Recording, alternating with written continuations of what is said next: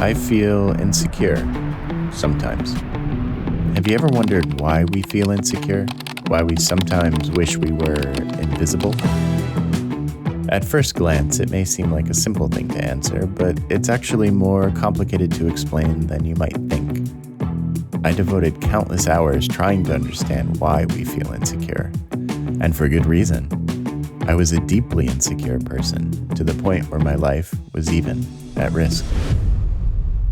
But it wasn't until I understood what insecurity is that I could finally understand why we're insecure at all. In this video, we're going to come to understand the thing we humans probably have most in common with each other, the thought we've all had at least once. Why do I feel so insecure? But before we can answer that, we need to understand what insecurity really is, what the psychologists, philosophers, and monks said about it, and how that explains exactly why we sometimes feel so awkward, nervous, and vulnerable, and naked when around other people. And at the end, I'll share what worked for me to finally get some freedom from the grip of this vice. But first, I don't think I've ever really shared this with anyone, but here I am about to put it on YouTube. Yay. Do you know what periuresis is? I didn't either. I didn't know there was a name for this. Imagine you're at the airport or in school and you have to pee really bad. Well, there I was, my teeth practically floating, in a lot of pain actually, my bladder about to explode. I had avoided peeing for too long already. I felt jittery, a sort of sweaty nervousness, could barely talk if someone were to stop me, and I made a focused rush for the bathroom at school. I passed a bunch of acquaintances on the way. It was in between classes, so the hallway was packed. The bathroom was packed. All the stalls were full of happily relieved guys, and all the urinals, except one. The one right in between two intimately close people. One of them I kind of knew too, and of course he tried to strike up some small talk. And here's where things got really awkward. I was dying inside. The pain was strong, but now a fidgety tunnel vision and sense of panic were coming over me. I lined up, unzipped, and nothing. Not a drop. I physically just couldn't do it. I was in real pain too, and the fear I was feeling was growing stronger and stronger as I imagined all eyes were looking at me. I imagined all ears were listening closely to me, wondering why I was standing there, not peeing. I knew they were all looking at me. The whole world was. I was being judged, laughed at. Time stood still, and they were pointing at me. I was standing there, naked. I just wanted to hide, to be invisible. I wanted to run. I zipped up, eyes to the ground, and dashed out, embarrassed.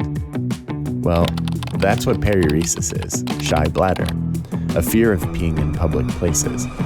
But it turns out there's another more general name for what happened there, insecurity. I was experiencing deep insecurity, deep shame. In a 2020 study, scientist David Keeley and colleagues at the University of British Columbia studied 137 adults in an attempt to understand the role shame plays in anxiety disorders and what causes shame and anxiety to become a dominant force in some people's lives. Shame was a dominant force in my life.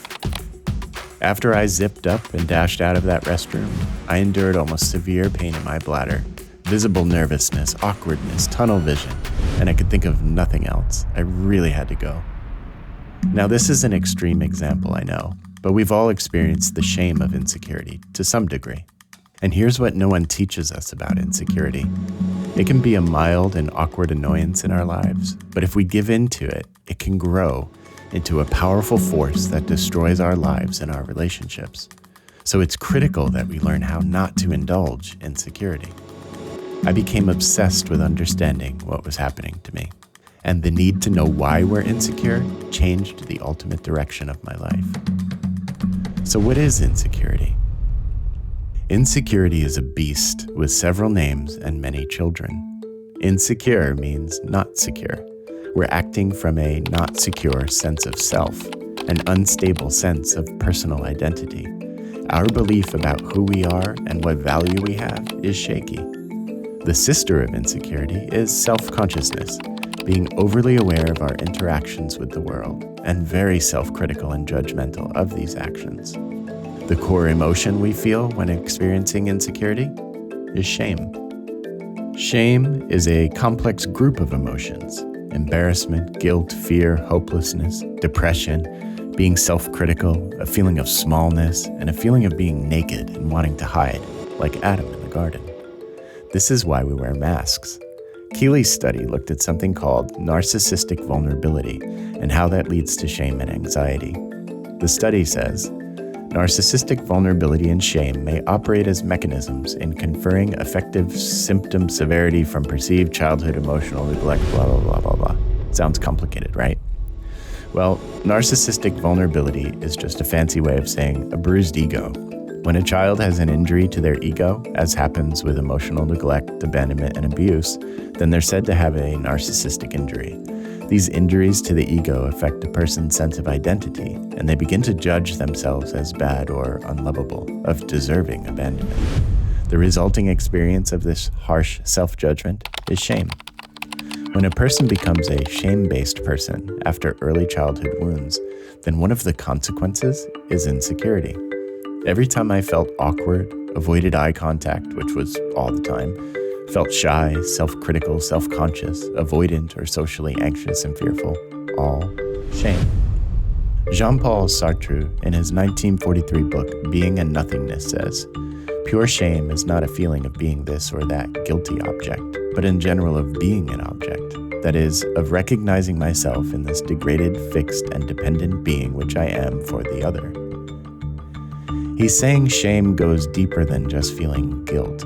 He's saying we judge ourselves as less than when we compare ourselves to others. And the monk, St. John Climacus, as early as the 7th century, says, "A proud soul is a slave of cowardice. It vainly trusts in itself and is afraid of any sound or shadow of creatures." Now this is important because there's a strong connection between shame and pride. If pride is really just egotism, then shame is closely related to pride because shame is what we feel when there's an injury to the ego. So shame is what we feel when we're proud, when we're egotistical or narcissistic. What St. John is saying here is that the person dominated by shame becomes a slave to their own fears. A person dominated by insecurity becomes a slave to fear. Ain't that the truth? So why do we feel insecure? We feel insecure because as a result of a less than ideal childhood, it didn't have to be extremely abusive either. Our sense of identity and self was injured, and the result is that we judge ourselves in comparison as less than others. The result of that self-judgment is feeling painful shame, insecurity, and self-consciousness. I came to understand this, and everything was about to change for me. My insecurity used to be so strong my physical body was affected too. I was so afraid of being judged by those around me that I endured almost severe pain as a result. My bladder was full that day, too full. Though I was still terrified of running into someone in the bathroom, class had started. I got a hall pass and dashed for the restroom. Thankfully, no one was in there and I could relieve myself. The feeling of ecstasy was real, but there was just one problem. I was obviously a person controlled by my own fears, and to such a degree that my whole life was affected. But I'm not a slave to this deep insecurity anymore, thank God. So what happened? How did such severe insecurity heal?